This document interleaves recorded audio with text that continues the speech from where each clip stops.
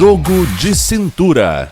Olá, começa agora mais um Jogo de Cintura. Comigo, Fabiana Sparrenberger, com a sempre maravilhosa Débora Evangelista. Ao seu dispor. Convidada desta semana, Sandra Ávila, que já está veterana aqui. Só está no terceiro programa, já está veterana. A nossa pauta de hoje, gurias, essa aqui é uma pauta séria para pensar, Você tem medo de quê?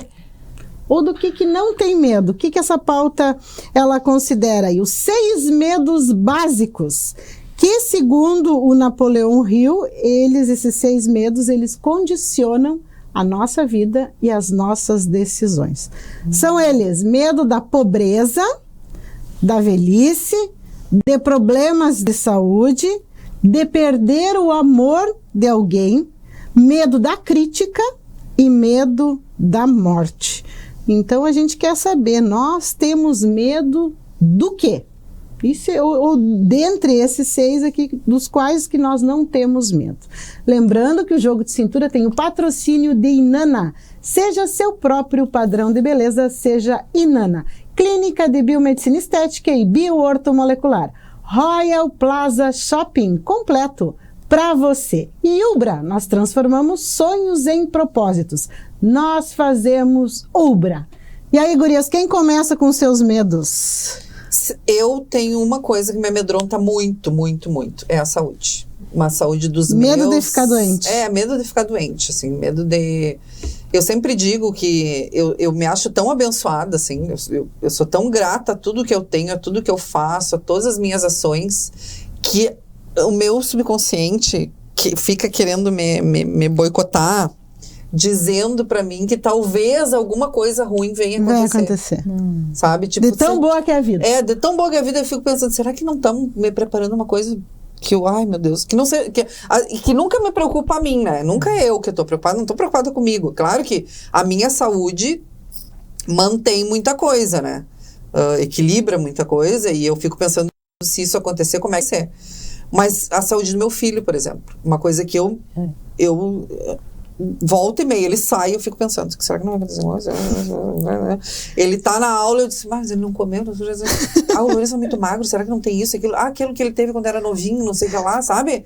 Eu fico maquinando aquilo na minha cabeça que me faz, será que vai acontecer alguma coisa? Porque eu tenho tudo tão bem, tão bom, né? Não sei, será que é com ele que vai acontecer? Porque se for comigo, tomara que seja comigo, sabe?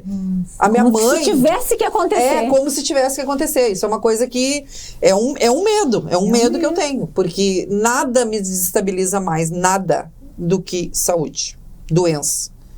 Nada me desestabiliza. Não a mim, aos meus entes queridos, né? As pessoas, assim, que eu zelo, que eu quero bem, que eu fico muito perdida. A minha mãe é assim também, né? Ela fica, tu vê ela caída, ter alguém doente. Aí ela sai do ar, assim. E eu também, me lembro quando meu pai estava doente, eu não conseguia entrar no hospital para ver ele. Não conseguia. Quando a minha mãe disse assim, vai lá e te despede, né? Tu vai ter que chegar perto. Aí quando eu fui, não era nem ainda bem o momento da despedida, mas quando eu cheguei, que eu vi que ele não tava legal, assim, gurias, eu travei, eu não conseguia me mexer, eu não conseguia caminhar nem pra lá e nem pra cá pra sair, não conseguia. E eu só dizia pra mãe, me tira daqui, que eu não sei o que vai acontecer, me tira daqui. Aí ela me puxou, assim, pra levar pra fora, porque aquilo me faz muito mal, eu estar em hospital, né? Eu tive recentemente com a família uma vivência, recentemente não, faz uns 5 anos, uma vivência que a gente teve, que tá toda a família no hospital, uma coisa que a gente não sabia o que ia acontecer, sabe? E eu já achava, pra mim já tava acontecendo, né? Pra mim eu já tava desesperada, já tava chorando, já tava num canto escondida pra ninguém se contaminar comigo, sabe? Eu fico muito desequilibrada. Então esse é um medo muito que eu tenho na minha vida, é isso. A saúde e doença em gente querida, assim, sabe? Mas eu também. Eu acho que eu fico me policiando, Sandra. sabe? Mas eu vejo assim, o Eduardo, o cabelo do Eduardo tá caindo. Por que esse cabelo tá caindo? Eu já disse, vão no médico, porque não segui. E agora ele tá com 20 anos e estão querendo se mandar, né? Não dá pra te pegar pela mão e levar no pediatra. Então, é a saúde deles, a saúde das crianças. E acho interessante também, não que não tenha esse cuidado com minha mãe. Tenham cuidado com a mãe, mas a mãe tá sempre doente. A minha vida inteira, se eu posso dizer assim, com 7 anos a mãe teve um problema de joelho. Quando eu tinha 13 anos, a mãe teve tal problema. Então, assim, ela sempre teve esse tá doente e tá tratando, e tá bem, e melhora, e vem outra coisa, e vai se sucedendo. Então, parece que é dentro de uma normalidade. Agora, o Mário e os meninos doentes, aí sim.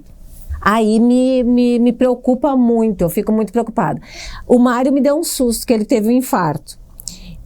E eu tinha certeza que ele não ia morrer, porque ele não é louco de morrer. Porque ele não é louco, sabe? Então, assim, eu não fui, quando eu fui pro Unimed com ele, com dor no peito, não sei do que, que eu era uma rocha. Da onda, eu não sei, Sandra, não sei. Eu era uma rocha, passou, tem que fazer cateterismo, isso aí não é nada. Entrou lá fazer cateterismo, fez, vai pra unidade intensiva, vai, tá bem, ótimo. Quando eu cheguei em casa, que daí ele foi, que eu cheguei em casa e estavam os 3 na sala me esperando para ouvir como o pai estava, aí sim. Aí eu desabei, né? Mas aquela preocupação, aquela coisa do dia a dia, eu vou driblando. As outras, medo de crítica, por exemplo, mas pra mim, não tem problema, pode criticar, pode dar a sua opinião, daí o seu feedback. E eu acho que eu consigo já ser bem adulta, no sentido de perceber a importância daquilo ali pro meu crescimento, e quando é só picuinha mesmo, de achar defeito no trabalho dos outros e na vida dos outros. Então, eu não me preocupo muito. Com morrer, eu acredito na vida além da morte. Então, quer dizer, para mim, e aí que tá, né? Se a morte vem perto da doença, a doença vem ali perto. Por que eu sou tão temerosa da doença e que eu não sou com a morte? A morte não. De eu morrer, não. A ideia de que a outra pessoa vai fazer o seu passamento também não é muito. Mas a doença, acho que talvez porque a doença me remeta ao sofrimento terreno. Então, tu não quer que a outra pessoa sofra. E não é só o sofrimento da pessoa doente, né? É o sofrimento da família. É o sofrimento dos envolvidos. E não é porque, às vezes, lá em casa o Rodrigo diz, se eu ficar doente, deixa eu morrer. Não vão vocês tudo se envolver. Não fiquem, sabe? Ele tem umas coisas assim, né? Aí eu digo, mas Rodrigo, não é essa a questão. Não tem problema ficar doente. Isso faz parte do ser humano. A gente tem que evitar a doença, tentar fazer tudo. Tu faz tudo para não ficar doente. Mas se ficar, a gente também tem que fazer tudo para curar. Né? Não tem como tu simplesmente dizer, deixa. Entendeu? Então, é uma coisa que ele não se preocupa, ele não tem essa preocupação, mas eu me preocupo por todos, sabe? Aquela coisa de se preocupar por todos. E eu, quando eu vejo que eu tô com aquele pensamento, aquela coisa de, ai meu Deus, me perdoa, pelo amor de Deus, tira isso da minha cabeça. Já rezo, já puxo uma coisa boa pra me fazer, ou já me envolvo com outra coisa, mas é uma coisa que me acompanha, assim, meio, sabe? E eu sou muito do pensamento positivo, de atrair coisa boa, sabe?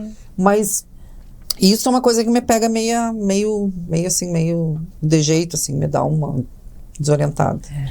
Eu não tenho medo de doença, gurias, talvez porque... Mas aí é o que eu digo, a gente não tem medo se a gente não teve essas vivências na família, se foi sempre tudo muito tranquilo. A minha avó, por exemplo, que morreu com 84 anos, a minha avó dizia que ia morrer 30 anos antes dela morrer. Porque eu tô morrendo, porque olha só... aproveita a avó ainda enquanto a avó ainda tá aqui. Porque olha só, não consigo nem caminhar, tô com dificuldade disso. Então, por 30 anos a gente ouviu essa conversa de que a avó ia morrer. Né? Várias vezes, pode vir toda a família, porque agora chegou a hora da despedida. Demorou 30 anos. E aí, quando a avó se foi, ela não passou esse sofrimento. Ela ficou 2 ou 3 dias no hospital e já aconteceu, né? Então, a gente não teve, na minha família, não tive essa vivência. Como tem vivência em várias famílias que a gente... câncer, essas doenças que vão destruindo aos poucos, e não é só o paciente, é toda a família, todo... Então, eu não tenho medo de doença, porque eu também tenho essa crença que a vida, obviamente, continua. Mas medo da morte eu não tenho, mas eu queria viver muito, muito, muito, muito, muito mais.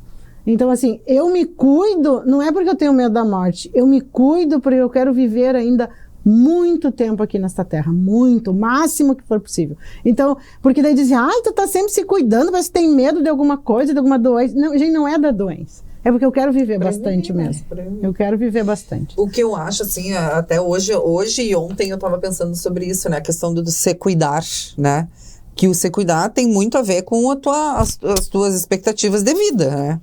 E eu vejo tanta gente bem-sucedida. Hoje mesmo eu olhei para uma pessoa e disse assim, meu Deus, ele tá tão bem, né? Tá super bem financeiramente, tá com um empreendimento super legal, mas ele tá deteriorando. A pessoa tá deteriorando. Tu olha para ele e tu vê que... Tá se acabando. Tá se acabando, sabe? Aquela coisa. Não faz um exercício. Tu vê que anda mais devagar, sabe? Cabisbaixo, cansado, sabe? Uma coisa... E ele tá super bem. Mas e às vezes até meio rançoso, sabe? Aquela pessoa que tu vê que qualquer coisa ranceia, acha uma chatice. E aí eu fico pensando, o que as mentorias implantam é uma realidade. As pessoas bem-sucedidas, elas têm que ter 3 pilares.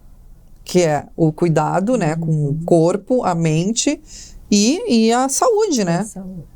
A gente tem que ter isso. E aí que eu pensei, eu disse, eu tenho tanto medo disso, de uma doença, de uma coisa, por que eu não vou começar a me cuidar? Se as pessoas bem-sucedidas têm tempo para se cuidar, eu também vou ter.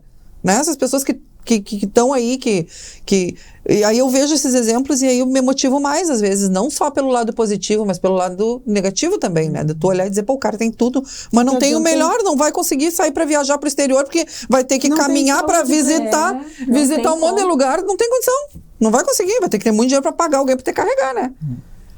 Mas é que, então aí eu fico, não, vamos buscar alternativas, às vezes não é nem a melhor, mas é alguma coisa. Fazer uma caminhadinha, fazer uma coisinha, sabe? Na tua cabeça já muda. Então, isso faz com que, às vezes, eu pense, ao mesmo tempo que eu tô pensando, né, vai que aconteça alguma coisa. Mas todo mundo se cuida, né? Todo mundo faz um exercício. É que a gente tem que fazer a nossa parte, Sandra. Tem coisas que tá na nossa mão. Se a gente tá fazendo, né, isso é o que nos cabe. Agora, o que não tá na nossa mão, né, a gente vai ter que enfrentar. E eu vou ter que enfrentar o intervalo, né, Fernando? Então vamos lá, vamos para um breve intervalo e já voltamos. Estamos apresentando Jogo de Cintura. Escola Nossa Senhora da Providência, 57 anos educando com base nos princípios pedagógicos guarnelianos. Faça parte dessa história. Atendemos berçário, educação infantil, anos iniciais, anos finais. Escola Nossa Senhora da Providência. Educar pelas vias do coração. Fone 3221-1862.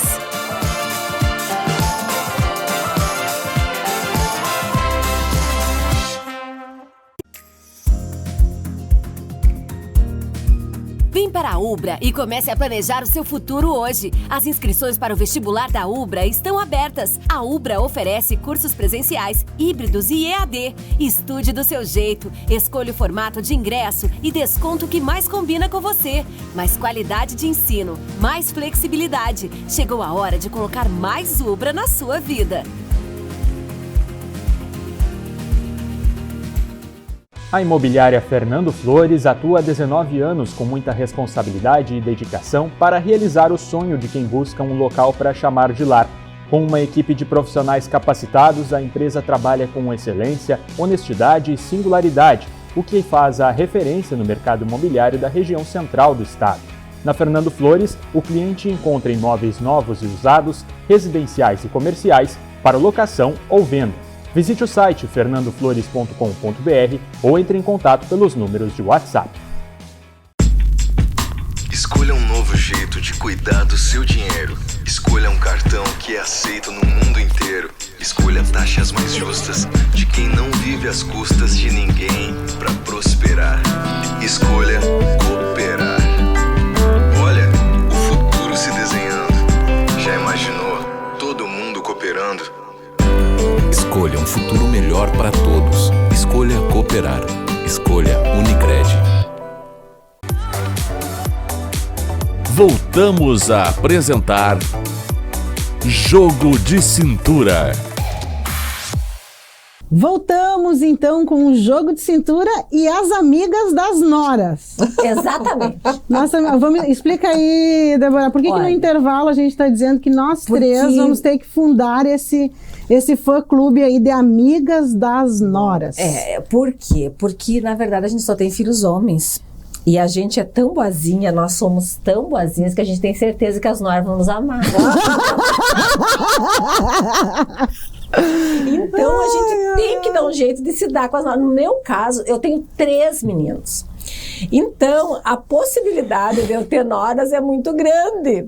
E aí, se não gostarem de mim, a nossa questão era, só para explicar para o pessoal, a nossa questão era do medo da pobreza. A gente estava aqui discutindo, eu estava falando que eu tenho medo mesmo de ficar pobre, de não ter com quem contar. E daí a gente chegou nas noras, que nós temos todas filhos meninos e nós vamos acabar estamos concluindo isso sozinhas. Então daí a gente chegou nessa conclusão que nós vamos montar um fã-clube Amigas das Noras. Para a gente se garantir de alguma forma. E uma coisa assim, ó, da velhice, eu não tenho medo da velhice. Mas aí, por que eu não tenho medo da velhice? Porque eu não tive a experiência da pessoa idosa senil, da pessoa idosa doente. Eu tinha uma bisavó, uma avó, que eram mulheres, assim, fortes. A minha avó, eu lembro que tava com deu um probleminha do peito, tá com uma gripe forte, foi pro hospital e morreu. Tinha 77 anos. Ou seja, não teve aquele período de doença, disso, daquilo outro, que vai desgastando, né? Não teve. Então, eu não tive isso. Então, eu acho que a minha velhice vai ser eu andando pra lá e pra cá, fazendo horrores, fervendo. E aí, o dia que eu não puder fazer mais, eu vou arrumar uma colônia de férias de idosos. E aí eu vou ficar na colônia de férias de idosos, vou ficar lá, arrumar uma casinha, e aí que tá. A história do sozinho. Eu não vejo problemas em mim de ser uma idosa que mora sozinha. Eu não vejo esse problema. Mas eu estava falando que eu tenho receio de não ter com quem contar. Isso que a gente está falando. Mas daí eu preciso contar financeiramente com alguém para me ajudar. Com quem que eu vou contar? Isso eu tenho medo. Não, nesse sentido da pobreza, não fico acumulando, não fico planejando, vou juntar dinheiro para nunca. Não é isso. Numa eventualidade que você precise mesmo de um recurso financeiro, com quem você vai contar?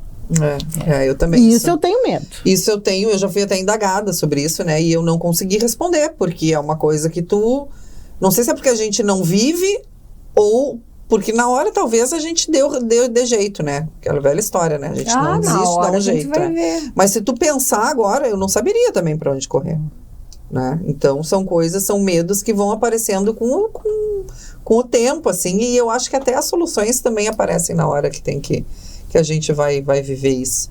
Mas a gente tem que cuidar para esses medos não ficarem atormentando e fazendo a cabeça da gente girar naquilo que é negativo e não é positivo. Então, o medo, ele é importante para a vida. Se a gente não tivesse medo, a gente se atirava dali, acabava morrendo, porque a gente não tem medo. Agora, ele só não pode nos paralisar. Quando o medo nos paralisa, aí sim, aí a gente tem que tratar, aí tem que cuidar dele, tem que ver, ele já passou do limite. Você deixa de tomar algumas decisões por medo, quando a gente vê que se não tivesse aquele medo, eu agiria diferente. Mas tu sabe que eu acho que a idade contribui nesses medos, chegar a esses medos, eu vejo pelo meu pai. O meu pai, ele era muito raçudo, muito assim, de resolver, de dar peitaço. Não tinha medo de nada. Não tinha medo, tem que resolver, vamos resolver. Quando ele começou a ficar mais velho, ele começou a ficar com mais medo de fazer as coisas. Eu não sei se era medo de pagar, de não conseguir pagar, ou medo de morrer, ou medo de assumir uma responsabilidade que ele não fosse cumprir, medo de sujar o nome, medo de alguma coisa, sabe? Ele começou a ter medos que eu percebi. E todo mundo em casa percebeu, que viu que ele ficou diferente, que ele começou a ficar diferente, amedrontado, ele não demonstrava medo, ele não fazia, ele dizia, não, vamos ver, sabe, não era assim. E eu, esses dias eu pensei, não, mas eu acho que eu não vou fazer isso. E eu disse, peraí, seu Hélio, não, vamos fazer sim, ainda não tô na idade assim pra ele ficar com medo, vamos fazer, vamos ver, depois a gente vai resolver. Claro que não a ponto de fazer coisas que tu extrapole, né? Mas são medinhos que a gente vai tentando enfrentar, que aí não paralisa, né? E não paralisa, porque na medida que a gente paralisa, que a gente começa a ver o futuro sempre com aquele preto e branco, sempre rebuscado de problema, realmente eles vão chegar. A nossa mente é prodigiosa nesse sentido, vai atrair. Mas assim, ó, tu imaginar, tu prospectar uma velhice saudável, sadia, ativa, tu prospectar, e aí assim, ó, fazer o teu planejamento. Eu acho que tudo pode dar errado sempre, da mesma forma que tudo poderá dar certo sempre. Então, que planejamento eu faço? Eu lembro que quando eu fiz 40 anos, eu pensei, bom, temos que planejar os próximos 45 anos. Porque eu também penso chegar assim, ó, passando dos 80, batendo nos 90. Ou seja, se eu não me mexesse agora para começar a fazer exercício físico, eu não chegaria lá. Eu não chego lá. Sim. Então, é nessa perspectiva do pensar. Que nem casa. Já tive casa de 2 andares, já tive casa com desnível da sala de janta. Não quero mais nada. Eu quero uma que entre num tudo piso, plano. Tudo planinho, não quero degrau, não quero nada. Por quê? É essa preparação. E aí assim, isso é ruim? Não, isso não é ruim. Isso é ótimo. Isso é ótimo, a gente ter noção do tempo. Porque eu tive uma fase da vida que eu não tinha noção do tempo. Isso eu faço depois. Isso eu faço depois. Eu faço depois nada, eu faço agora. O depois eu não sei se ele vai chegar. Vamos fazer agora. Sabe, não dá para deixar adiar as coisas. Eu vou fazer uma viagem. Se eu não tenho dinheiro para fazer a viagem, tudo bem, não tenho dinheiro para fazer a viagem. Agora, deixar de fazer alguma coisa para depois e jogando no depois, e jogando no depois, esse depois não acontece nunca? Não, que isso. Eu também sou assim, também. Eu acho que, claro, a gente... Aí voltando um pouquinho para falar sobre o medo da pobreza. Eu tenho uma amiga que... foi muito lindo, triste e linda a história dela. Ela teve síndrome de Guillain-Barré, que é muito, muito rara.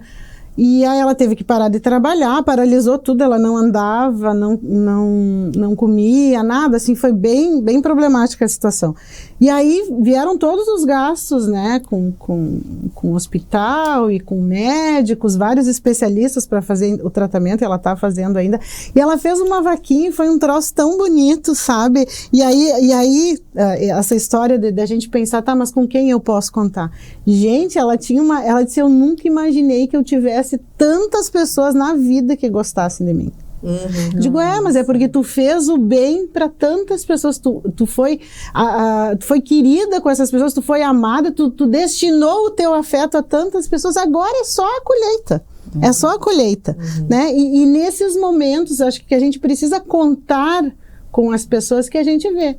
Qual é o legado que nós construímos até agora? Então, se me acontecesse alguma coisa que me inabilitasse temporariamente para trabalhar, para me movimentar, com quem você poderia contar? Eu acho que é bom a gente pensar sobre isso, porque eu acho que a gente direciona os nossos olhares, a nossa vida para construir talvez o mesmo caminho, ou então construir um caminho diferente, né? Porque nesses momentos a gente vai ver, né? O que a gente fez até aqui. E é muito legal, assim, tu pensar, se acontecer qualquer coisa, eu posso contar com fulano ou com Beltrano. Eu acho que isso é um alento, uma bengala emocional, talvez, né? Não sei se essa pessoa... tem o mesmo... Se não é uma crença só da gente, né? Se ela também sente assim. Mas eu acho que até ajuda, né, Débora? Ajuda a gente a estabelecer uma caminhada que esse medo não vai nos paralisar, né? Porque essa segurança de que a gente tenha com quem contar, né, no momento que precisar, é bem importante. E aí, Fernando Barcelos, nós temos tempo ainda para falar sobre os nossos... Temos 3 minutos para falar dos nossos medos. A gente não falou, gurias, simplesmente falamos da pobreza, da velhice, dos problemas de saúde, da crítica, falamos um pouco da morte, de perder o amor de alguém. Vocês têm medo de perder o amor de seus maridos, por exemplo? Não tenho. Essa fase eu já passei. Eu também não tenho. Não tenho. Tá, mas não tem medo porque tem certeza que não vai perder, ou... Eu não tenho ou porque medo se perder faz parte e consigo me reestruturar? Eu não tenho medo porque, assim, se a gente pensar momentaneamente, né? Pensar no futuro, Eu acho que toda perda é dolorida, né? Quando a gente percebe que tá perdendo, a primeira ideia é fazer tudo para não perder. Quando vê que não tem jeito, é o momento que a gente começa a desistir, né? E aí vem o sofrimento. Aí tu sofre porque tu tá perdendo e de repente tu te sente culpada, ou tu culpa ele, ou tu culpa o momento da tua vida, enfim, tu começa a sentir sensações que tu poderia ter sentido lá atrás para tentar reverter, né? E depois que tu perde, é o medo de tu recomeçar, né? Começar de novo uma vida com outra pessoa. São as tuas manias que tu tem. Tu te torna uma pessoa que aquela pessoa que convivia contigo já sabia, até tu achar outra pessoa que tu aceite, que não é nem mais ele te aceitar, né? Porque nós estamos numa fase que é a gente aceitar, né?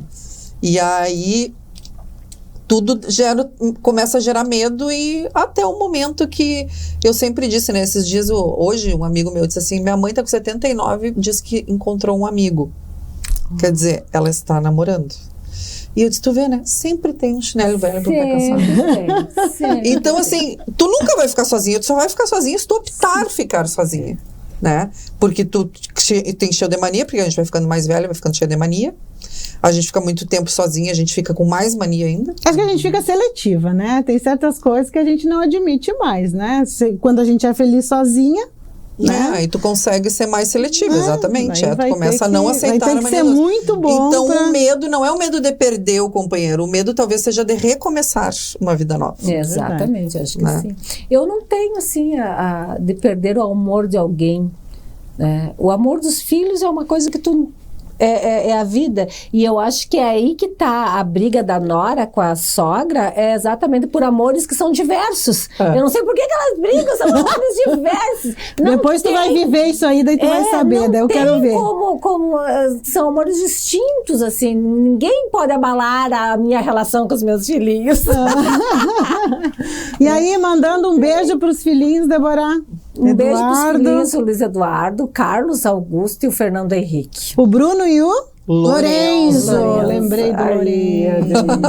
Agradecendo também a sua companhia em mais esse Jogo de Cintura. Voltaremos. Beijo grande. Tchau, tchau.